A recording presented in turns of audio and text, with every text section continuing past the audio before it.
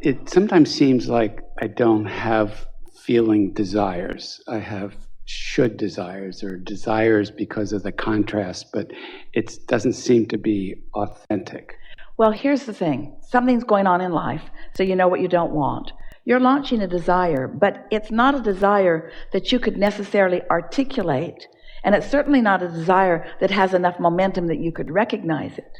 So as you're launching those desires all day, those desires are gaining momentum. A good description is like it's a gestation period. While those desires are growing, they're becoming more powerful. Law of attraction is bringing cooperative components to them. But if you're not going along for the ride, then your desires are becoming vibrationally different than you are. So you become almost less capable of seeing them or recognizing them.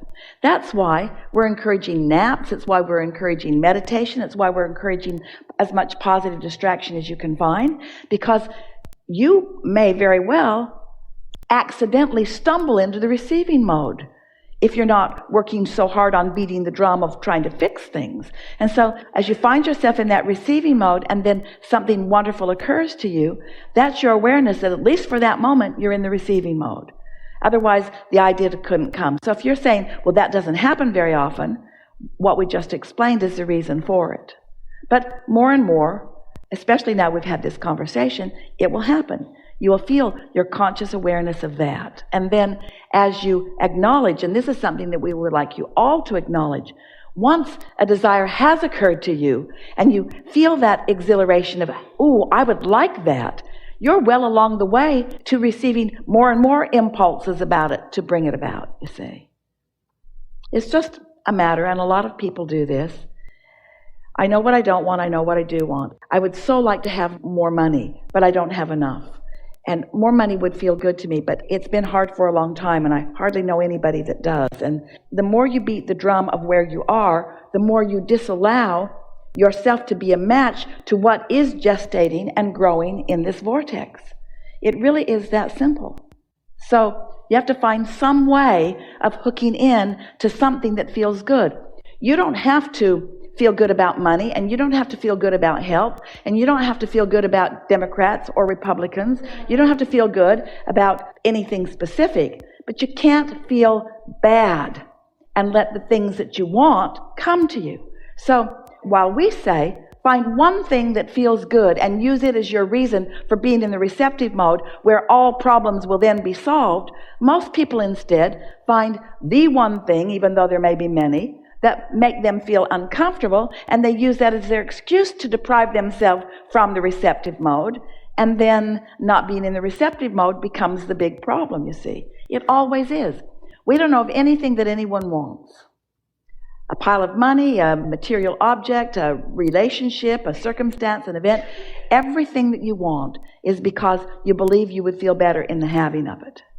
And yet, it's a little ironic that so many things that humans think about keep them from being in the place where they can receive the path or the ideas to what they are wanting. And so we don't know another way to say it other than you have to care about feeling good enough that you find thoughts that feel good. It is that simple. That is the key to living happily ever after that you're looking for. Just find some reason to feel good. And if you can't find a reason to feel good, then take a nap.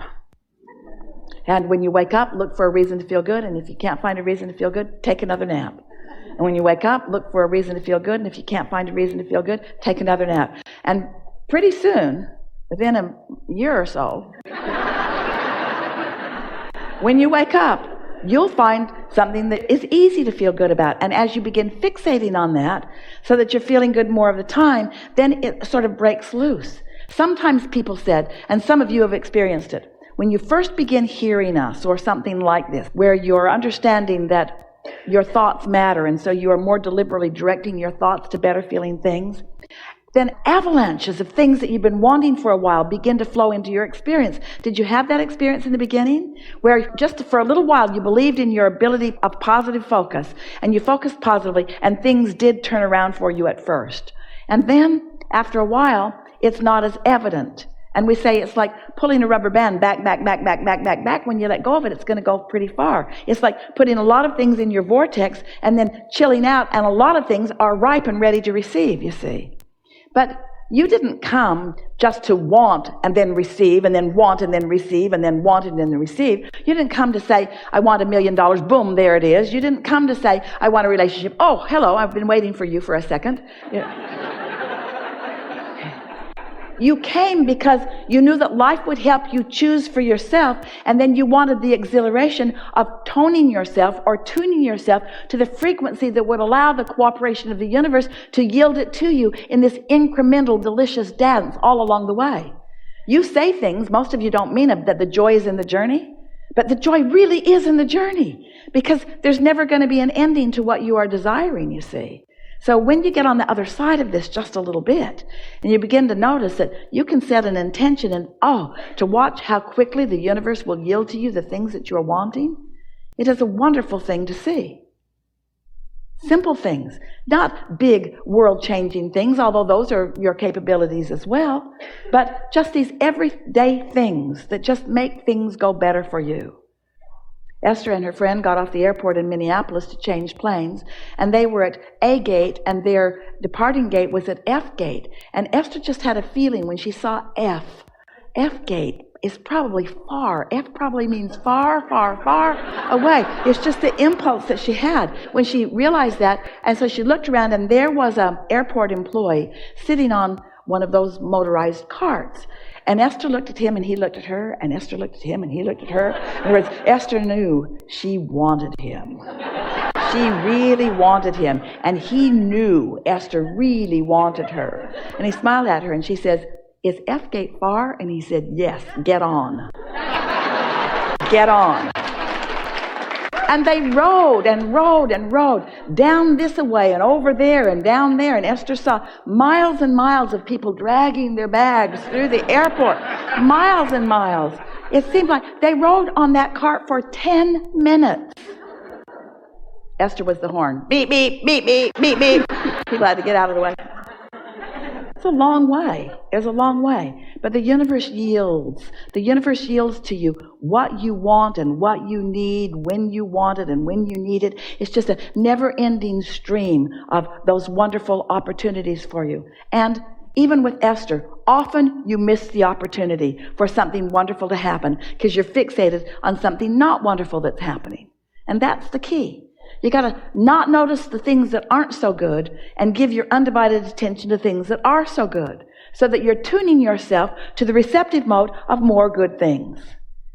And then often make a list of the wonderful things in your life. Make lists of positive aspects. Tune yourself to what is working. There's so much that is. But your very thoughtful mind, you're a very focused person.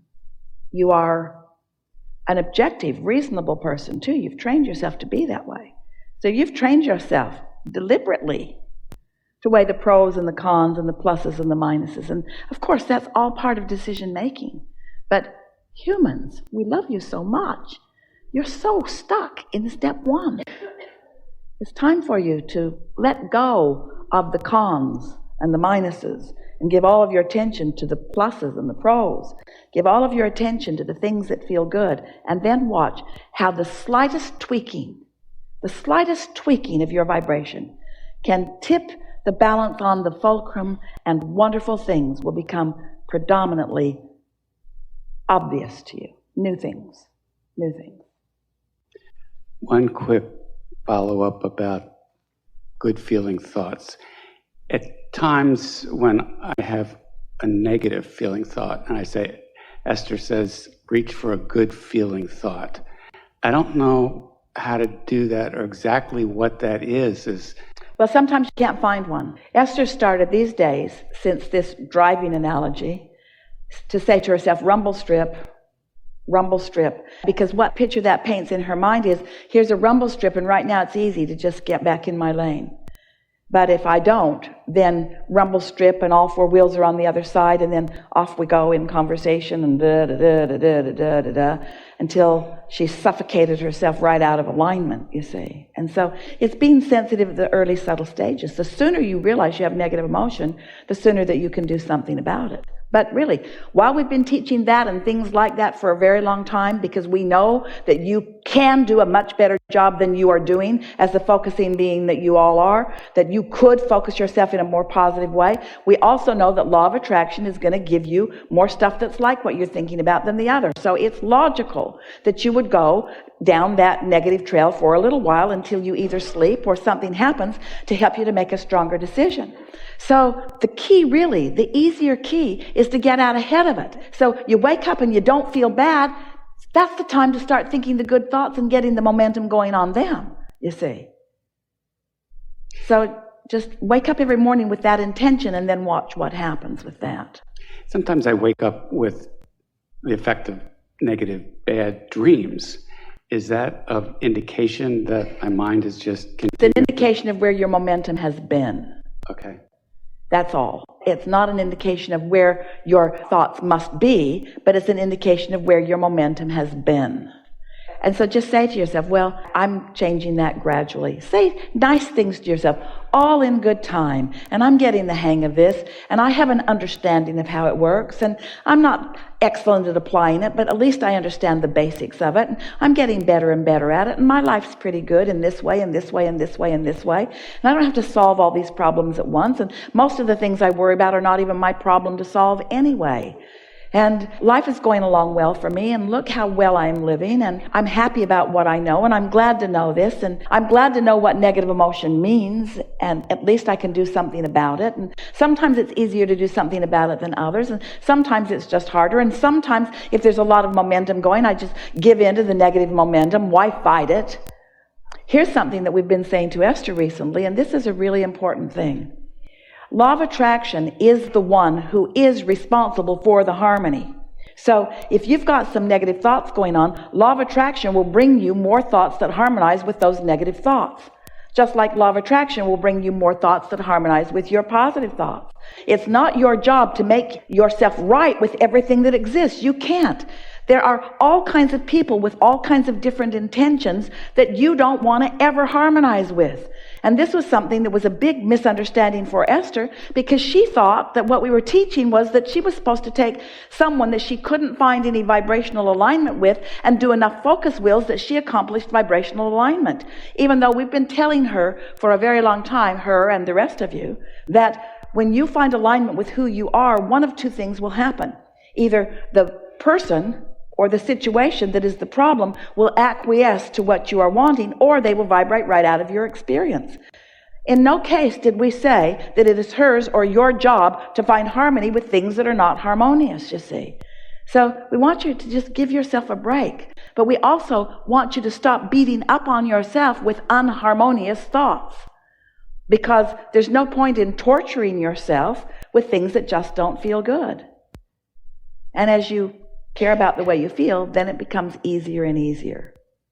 Someone earlier was talking about being a problem solver, and you are too, a problem solver. But problem solvers who are light on the touch of the problem are really good problem solvers. Problem solvers who dig into the problem and scrutinize the problem, you're not good problem solvers, you're problem promoters. You see. So give the problem a light touch and then stand back and wait for the solution to dawn on you at times when you're not thinking about the problem. Helpful. Helpful. Thank you so Really much. good.